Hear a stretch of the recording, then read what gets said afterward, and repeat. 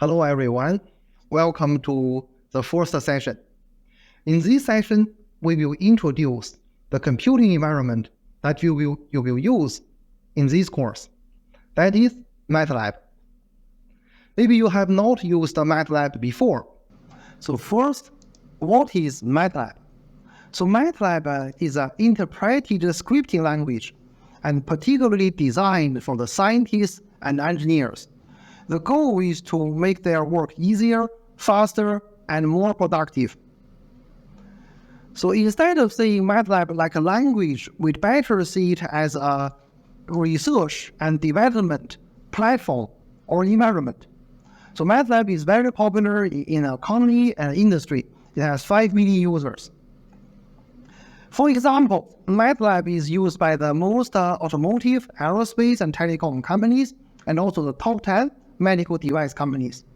So why MATLAB is so popular? It's partly because of the MATLAB toolboxes for various engineering applications. So for example, you are a signal processing engineer. So you need to write many complex mathematical derivations. But by using MATLAB, there are built-in functions and toolboxes. You just call one function, all the things are done. Right. So this is the power of MATLAB. So these built-in functions are thoroughly tested and well documented. So they are easy to check and easy to use. So in this specialization, MATLAB will be used throughout it. So now let's first open MATLAB. So this is what you will see that when you turn on MATLAB, open MATLAB, the software, and you can see here. So this one, we can say we call it the tool strip. So all the tools are here. And this one, we call it the current folder toolbar here. So all the directory that you are looking at is displayed here. And you can see here, this we call it the current folder browser. So all the files in the current directory will be displayed here. As you can see, there are different kinds of files. This one, we call it workspace. So this is important and is a special characteristic of the MATLAB software. So workspace, this is the memory of MATLAB. So all the variables you defined will be saved here. And you can see that the name and the value here. This is a command window. So you can directly type your program here, and it will be executed, and the result will be shown here in the workspace. This one, we call it the editor window.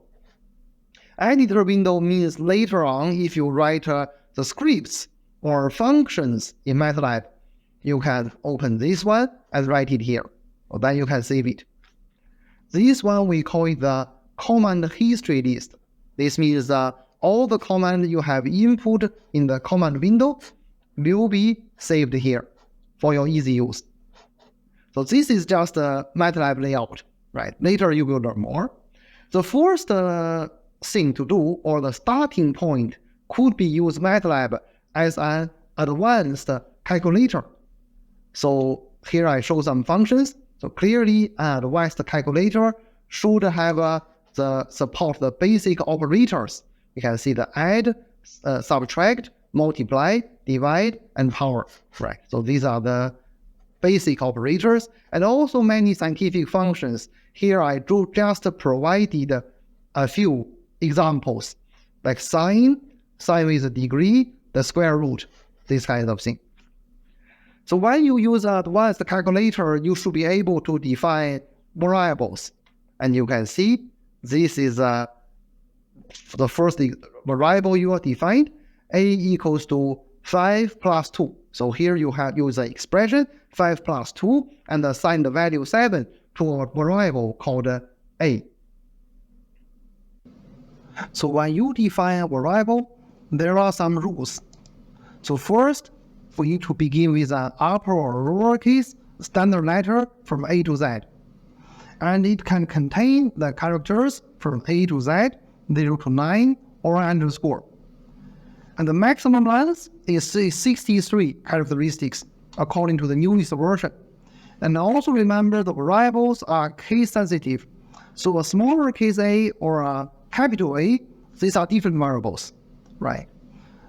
Also, when you define a variable, you need to avoid the built-in variables and functions in MATLAB. So for example, we have just seen we should avoid define variable like sine, sqrt, or pi. So these are if you use these names as a variable name, the MATLAB may be confused that, are you using a function or this is a variable, right? So this needs to be paid attention to. So here at this page, I wrote a C live script. So later you will see in some documents that they are live scripts, and you will also see a video telling you what is live script and how to use it. Now you have defined some variables in the command window, and once the calculator should also allow you to save the variables you have defined. Right. So if you want to save the entire content of the workspace, you can use the command save. After save, we provide a file name. So in this way, all the contents in the command window will be saved in the file. We call it a file name. If you want to save some specific variables, so for example, there are maybe 10 variables in the workspace, I only want to say var1, var2, these two variables, then you can use a command like this, save file name var1, var2. So in this case, only the var1 and var2 will be saved in this file, while other variables will not. So when you saved some variables in the file, you should be able to load it anytime you want. So we can load the workspace, use this, load file name, and load, or if you want to load particular variables, load file name var1, var2. And this can be done in the GUI provided by MATLAB. Later you can see that. Right after this video, you will see two demo videos. If you haven't used MATLAB before, just follow these demo videos. This will let you to build your first programs in MATLAB.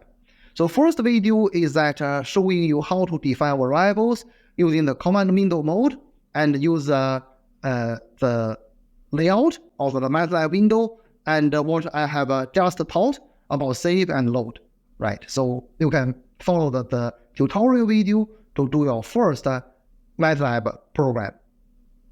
Then you will see a demo video showing you that what is MATLAB live script and how to use it. So later you will see many live script. By following this video, you will know how to use them. Okay, so then some questions about how to save and load variables to see that what the following program will happen. So let's see, I first define b equals to 5. So the variable 5 assigned to the value 5 assigned to the variable b. Now I'm saving the variable b to a file called var underline b, right? So I didn't write any file type. So by default, it will be a .mat file. We can see here, .mat file, default. So now the value of b is saved to the var underscore b .mat. Now in the command window, I do another thing. I put b equals to 10. So the variable 10 is assigned. So the value 10 is assigned to the variable b. Now I load variable var underline b .mat.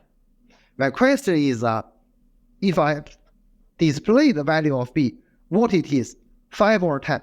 So disp means display the value of b. So let's see it, right?